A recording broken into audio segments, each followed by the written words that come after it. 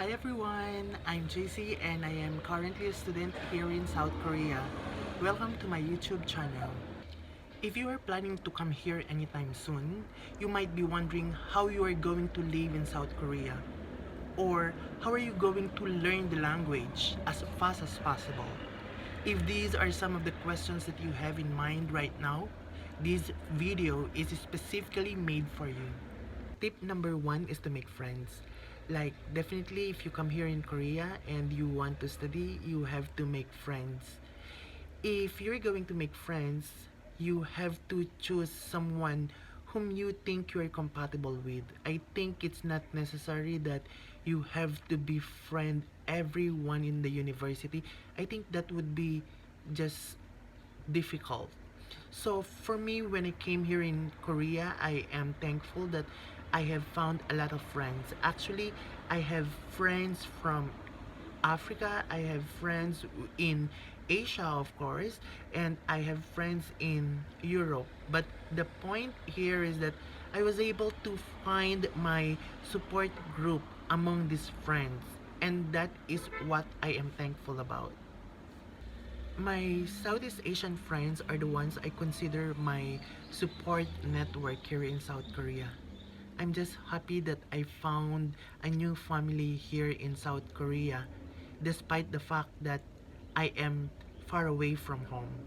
Tip number two is to learn the language. I think if you are already decided to come here in South Korea and stay here for quite some time, it's necessary that you have to learn the language. Well, it's not a must that you study the language, but if you want to really experience a lot of things while you are in Korea, you better learn the language. Remember that language is power, and with that power, you can actually make a lot of things. Tip number three is to research your neighborhood. Like, you have to familiarize yourself with the neighborhood. Me personally, when I arrive in the city or just arrive here in Seoul, I had to walk around my neighborhood.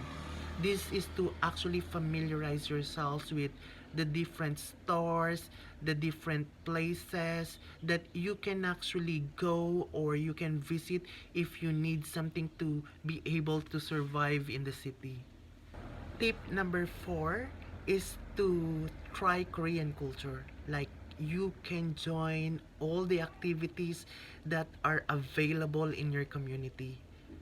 Personally, I joined a lot of activities and it was worth it. I actually tried a lot of Korean activities like kimchi making and a lot of tours and even mountain climbing, and I love them all. Actually, this is also one way to learn more about Korean language and at the same time more about the people in general. And for my tip number five, I don't know if everyone will agree with me with this one, but definitely my tip number five is to enjoy being alone. Like, there are times that you have to be alone by yourself.